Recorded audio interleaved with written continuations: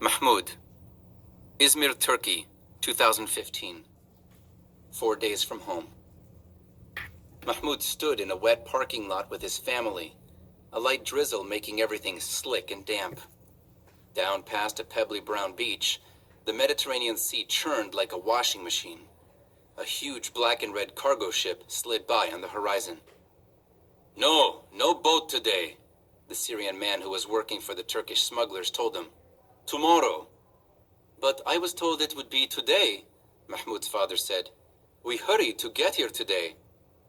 The smuggler raised a hand and shook his head. No. You have money, yes? Tomorrow. You will get a text tomorrow. But where are we supposed to go? Mahmoud's mother asked the smuggler. Mahmoud couldn't believe it. They had spent 2 long days in cars and buses, trying to get here on time for the boat Dad had hired to take them across the sea to Greece. And now there was no boat. There's a hotel on the next block, the smuggler said. They take Syrians. We're trying to save money. We're going all the way to Germany, Dad told him. There's a park nearby, the smuggler said. A park? You mean sleep outside? But I have a baby, Mom said, gesturing to Hannah in her arms. The smuggler shrugged as if it didn't matter to him. His phone rang and he turned away to take it. Tomorrow, he told Mahmoud's parents over his shoulder. You will get a text tomorrow. Be ready. Mahmoud's father huffed, but immediately turned to his family and put on a smile. Well, we always talked about taking a Mediterranean vacation, he said. We've got an extra night in Izmir. Who wants to go out dancing? I just want to find some place dry where I can sleep, said Mom. Dad led them in the direction of the hotel. All the shops were closing as they walked back through town, but Mahmoud marveled at how clean everything looked here in Turkey. There was no rubble, no twisted metal. The cobblestone streets were in perfect condition, and flowers grew in front of perfect little houses and shops. Shining cars and vans drove past on the road, and lights glowed in the windows of buildings. Do you remember when it used to be like this in Syria? Mahmoud asked his little brother. Walid was gawking just as much as Mahmoud, but he didn't say anything. Mahmoud took a deep, frustrated breath. He and Walid had had their fights. They were brothers, after all. But ever since Mahmoud could remember, Walid had been more like his best friend and constant companion. They played together, prayed together, shared a bedroom together. Walid had been the hyper one, bouncing off walls and hopping on furniture and kicking soccer balls in the hall. As annoying as his brother had been sometimes, Mahmoud wished he would show a little of the old crazy again. Not even the Ninja Turtle that Mahmoud had bought for him in Kilis had cheered Walid up. Later in the hotel lobby, Mahmoud was still thinking about how he could get his brother back when he heard the desk clerk say they had no rooms left. Maybe someone will share with us, Mahmoud's father suggested to the clerk.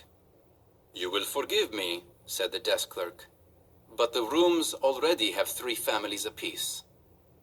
Mahmoud's heart sank. 3 families in each room! And the hotel was full!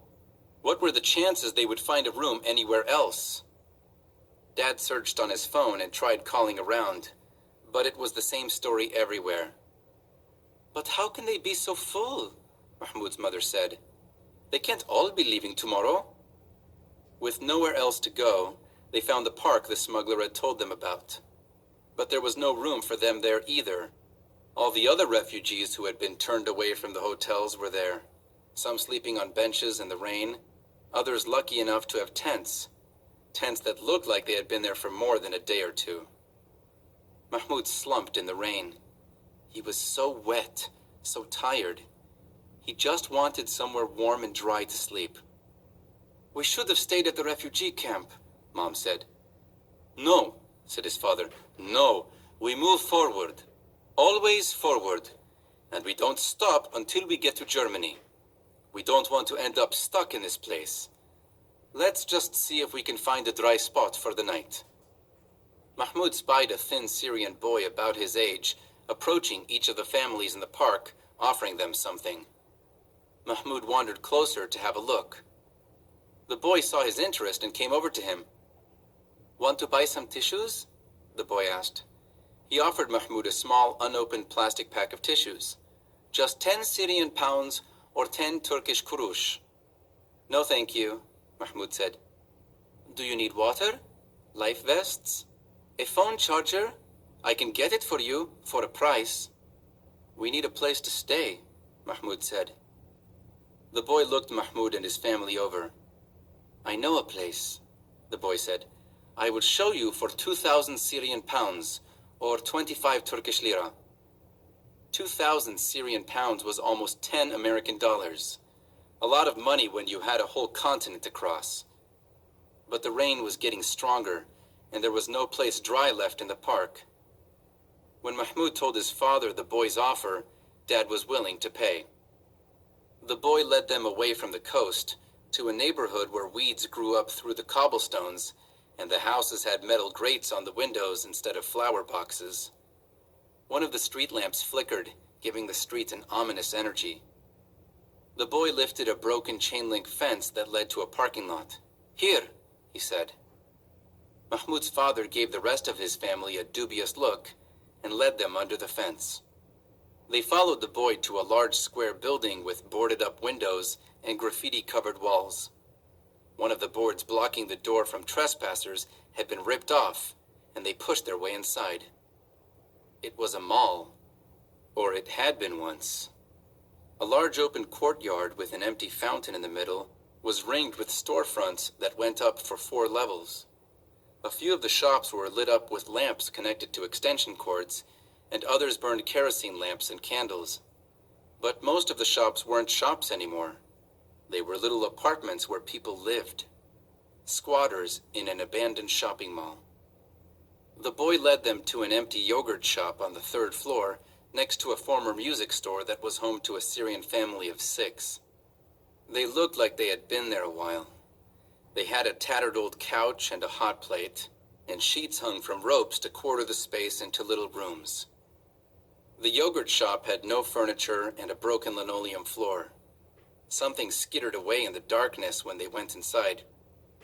"It's just for the night," Mahmoud's father said. "You leave tomorrow?" the boy said. "On a boat? Then you need life vests, most definitely, or else you drown when your boat flips." Mahmoud's eyes went wide, and he shivered in his soaking wet clothes. He didn't like any part of this plan. His father raised his hands to his family. "The boat isn't going to flip," he told them. "Or run out of gas, or wreck on the rocks," the boy said. "Then you drown." Dad sighed.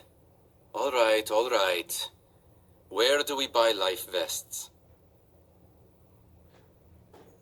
Joseph. Somewhere on the Atlantic Ocean, 1939.